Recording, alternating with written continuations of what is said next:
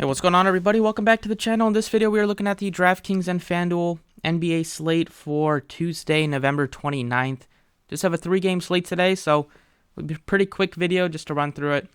Yesterday, cashed on DraftKings, posted the updated core there, missed on Fanduel. See if we can get both into the money tonight, so let's get started. Looking at the point guard picks today, for this 3-gamer, you have a couple of guys to pay up for. You have Luka and Steph Curry. There's a much wider gap on DraftKings between the pricing than there is on FanDuel. That reason, I'm leaning slightly towards Curry on DraftKings and to Luka on FanDuel just based on the pricing.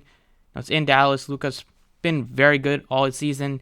Curry has also flashed his 70-point plus ceilings as well recently, so I don't think you can go wrong with either one. It's just point per dollar wise, I like Steph on DraftKings and Luka a little bit more on FanDuel. Right now, the Clippers are going to be the best team to target on this 3-game slate just with how thin they are. John Wall is out. They're still missing Kawhi and Paul George. So first guy I'm looking at is Reggie Jackson. He's only $5,300. They'll probably have like 9 guys active today. Maybe they have just 10 guys, but they'll probably play like 9. He's going to see over 30 minutes for sure today, just not having John Wall backing him up and taking away 20-plus minutes a night. So really like Reggie Jackson. It's a decent matchup in Portland. You know, it's tough. It's a tough place to play, but without Dame, it should be a much more competitive game. Just with how short the Clippers are going to be tonight as well. So for that reason, other games not like Knicks, Pistons, not going to get me too excited, especially if everybody's back on the Pistons or a lot of their guys are back. And then like Golden State Dallas is obviously a good one, but you just want to target the superstars in that game. Sometimes role players will not do much. Shooting guard, Simons is okay at 81. He's been last game he just struggled shooting. Typically he's gonna take 20+ shots, so he does give you that ceiling. He's fine option. There's some like I'd rather get up to the top 2 if I had to pick between them or like Simons, just because we have some more value here. Like Amir Coffey, he started last game and he's gonna start again today. You'd expect he's had some good games last year and he's getting the minutes now, just with them missing a lot of guys. And now with Wall also out, he should see possibly over 30 minutes today, if not in the mid-30s. And at 36, he's looking like one of the best value picks currently on the slate. Small forward, it's not much of a position to pay up for. Your main guy is going to be Bogdanovic, but he's already almost at $7K. So I'm looking in the mid-range for like a Norman Powell. Looks solid at 54. Or even like a Josh Hart you could look to at 64. But better pricing, I'd say, is on like Justice Winslow, who's a guy that will contribute in all categories, points, rebounds, assists. He's pretty safe with his floor just because he'll chip in all those categories. He'll also chip in with some blocks and steals from time to time, and the minutes have been really high for him the last 2, 37 and 46. As long as he's playing decent, he's going to see those minutes, and that price tag is really nice for him, also going up against his former team. Over at power forward, Jeremy Grant's also been great for the Blazers since all season, but since Dame's been out, he's just been much more aggressive offensively, playing 40 minutes back-to-back games, taking 20+ shots back-to-back games, and against the Knicks, he got to the free throw line a crazy 28 times. So he definitely is aggressive. He's going to be looking to score. The price tag is reasonable for a guy that gives you 50-point ceilings. So really like him.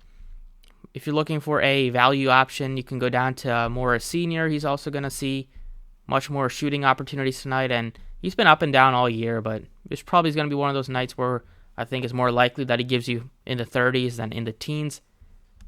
And punt plays for like Finney Smith, or depending on the Pistons news, Knox, if he's going to be getting minutes. But if Ivy's back and if Bogdanovic is back, it's not looking to get to those guys there. So just give me Jeremy Grant at that price tag at 73. And then at center, we saw Zubac go absolutely bonkers, putting up 77 fantasy points, a 31-29, almost had a 30-30 game, which is already just crazy to think about. But he looks good. And then Nurkic, back-to-back games where he's dropped over 40 fantasy points, playing much bigger minutes, which is a good sign to see. And he'll probably match up with the same minutes as Zubac. So I think both are reasonable. I lean to Nurkic at home, though, especially if people are going to chase the game from Zubac. And then for tournaments, I think Wood looks decent. He's just a bit more volatile in cash games to kind of trust. 46 for Mitchell Robinson. I don't hate that either. But the last guy I'm looking at is going to be Nurkic here.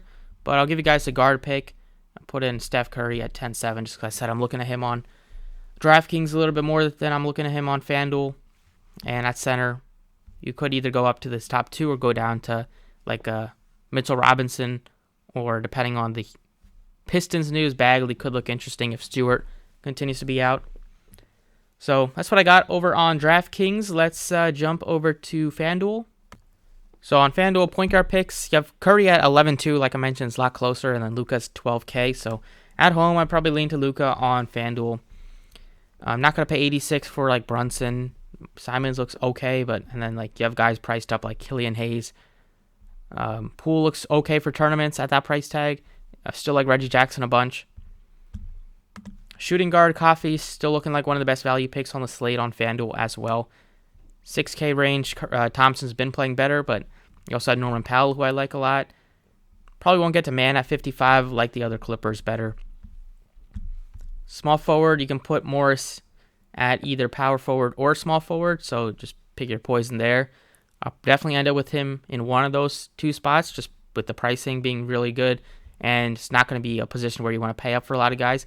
If Bogdanovic is in, then he looks really solid at 63. He's been contributing with a lot of scoring and getting his fantasy points that way, and with them still missing Cade out indefinitely, it will just continue to be good spots for Bogdanovic to take as many shots as he likes. Power forward, you have a lot more guys that are pricey, but I still prefer Jeremy Grant more than like 8K for Wiggins. Randall is in consideration as well to throw in here, but Grant would be my favorite. And then mid-range picks would be Bogdanovic, Draymond, and that's kind of it. You know, you have these 2 Clippers guys, Covington and Batum, you could look to if you make a bunch of teams. And then at center, went with 68 for Nurkic, just the pricing is really good. I like him better than like 78 for Randall, or definitely 72 for Wood. I'm rather looking to Zubats or Nurkic there. And I like him more than Bagley, even if he is going to be playing without Stewart. So, yeah, that's pretty much it. It's only 3 games, not too much to talk about. Pretty nice, easy Tuesday to get us going for this one. So, thank you for watching. Best of luck, and I will catch you all next time.